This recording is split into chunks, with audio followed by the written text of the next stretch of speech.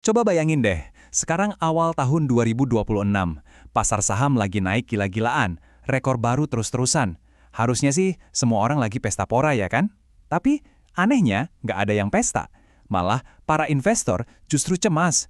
Kayak ada perasaan nggak enak gitu. Seolah ada yang salah di balik semua keuntungan ini. Nah, itulah paradoks yang bakal kita bongkar bareng-bareng hari ini. Scott Galloway. Nah ini dia, ngerangkumnya pas banget. Saya belum pernah lihat bull market yang sebenci ini sama orang-orang. Dan mungkin Anda juga ngerasain hal yang sama kan? Keuntungannya sih kelihatan di atas kertas, tapi kok rasanya malah pesimis ya? Seolah-olah kita semua ini lagi nahan napas, nungguin kapan nih gelembungnya bakal pecah. Nah, jadi pertanyaannya simpel banget. Di tengah semua sinyal yang simpang siur ini, langkah cerdasnya apa dong? Kita harus naruh uang di mana? Gimana caranya kita jalan di pasar yang rasanya kayak lagi akrobat di atas tali ini? Oke, yuk kita cari jawabannya. Para analis ternyata punya istilah khusus buat fenomena ini. Mereka bilang pasar lagi mendaki dinding kekhawatiran atau climbing a wall of worry. Maksudnya apa? Yaitu pasar terus aja merangkak naik seolah-olah cuek bebek sama semua berita jelek dan ketakutan yang ada di sekelilingnya. Dan disinilah sisi psikologisnya jadi menarik banget. Keuntungan terus naik tapi investor malah makin cemas. Ini yang disebut kecemasan akan kesuksesan. Ada ketakutan yang nyata kalau pesta ini bakal segera berakhir dan koreksi pasar yang besar udah di depan mata. Oke, sekarang kita coba main peran jadi devil's advocate ya. Apa aja sih argumen dari kubu yang pesimis?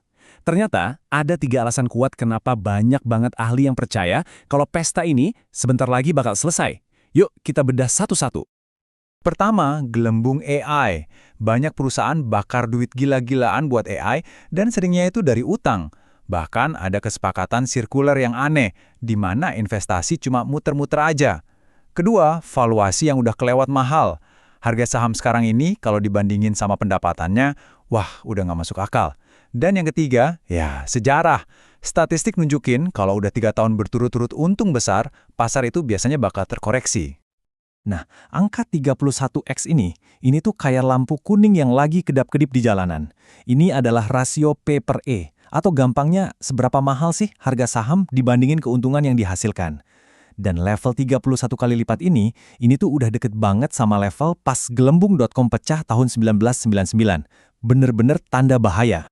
Coba deh lihat datanya. 3 tahun berturut-turut kenaikannya 2 digit. 24%, 23%, dan 17%. Itu performa yang luar biasa fantastis, tapi sekaligus langka banget. Logikanya, kemenangan beruntun kayak gini kan nggak bisa selamanya.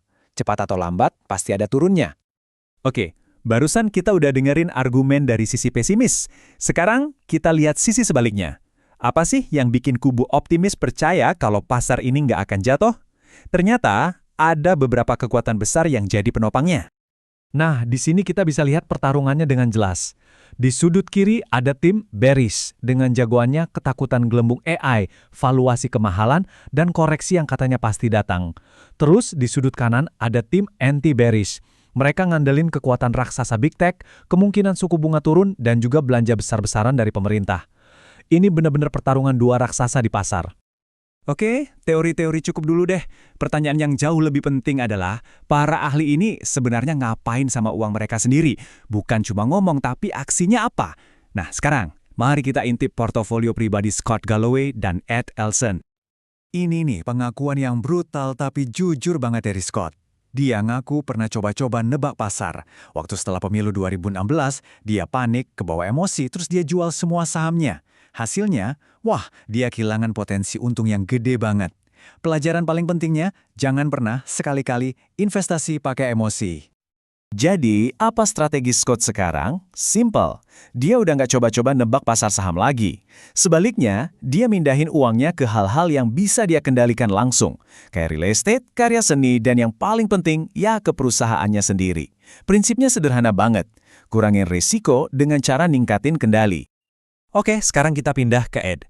Tesis utama dia buat tahun 2026 ini cuma satu kata, de-risking, atau ya, mengurangi risiko. Kenapa? Karena menurut dia, setelah saham-saham teknologi naik gila-gilaan, portofolio kebanyakan orang, dan mungkin portofolio Anda juga, jadi nggak seimbang banget, terlalu berat sebelah. Nah, ini nih yang nunjukin masalahnya dengan jelas banget. Bayangin deh, indeks S&P 500 itu. Cuma 10 perusahaan teratas, sekarang itu udah nguasain 40% dari seluruh isi indeks. Artinya apa? Kalau Anda cuma invest di reksadana indeks S&P 500, sadar atau enggak, Anda itu sebenarnya lagi taruhan besar-besaran cuma ke segelintir perusahaan teknologi. Terus solusinya gimana dong? Nah, Ed punya rencana praktis 3 langkah. Pertama, seimbangkan lagi portofolio Anda. Coba deh lirik reksadana S&P 500 yang equal weight. Jadi, setiap perusahaan di indeks itu, mau besar atau kecil, porsinya dibikin sama rata. Kedua, diversifikasi.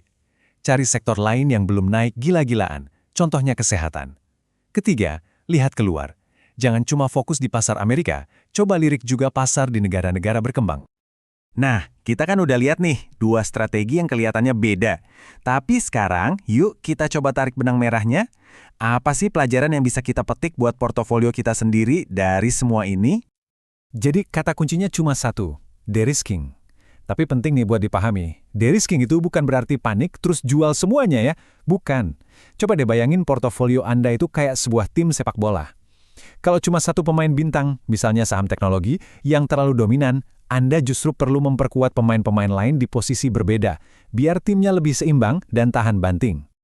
Dan inilah poin utamanya. Meskipun cara mereka beda, Scott pindah ke aset pribadi, sementara Ed menyeimbangkan aset publik, tujuan strategis mereka itu sama persis. Keduanya sama-sama lagi bergerak menjauh dari taruhan yang terlalu fokus, terlalu terkonsentrasi, cuma di big tech.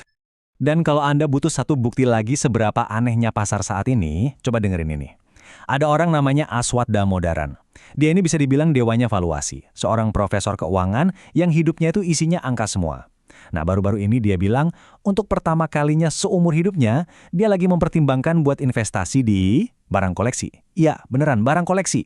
Kalau orang yang hidup demi angka kayak dia aja udah mulai ngelirik hal-hal kayak gitu, artinya kita bener-bener lagi ada di masa yang super nggak pasti. Ini akhirnya membawa kita ke sebuah pertanyaan terakhir yang penting banget. Di pasar di mana rasanya udah nggak ada tempat buat sembunyi, jangan-jangan investasi terbaik yang bisa kita lakuin itu bukan di pasar sama sekali. Mungkinkah investasi terbaik itu justru pada diri kita sendiri, meningkatkan keahlian, ngejaga kesehatan, ngebangun bisnis sendiri, aset-aset yang hasilnya bisa kita kendalikan sepenuhnya, nggak peduli apapun yang terjadi di Wall Street. Coba deh direnungkan.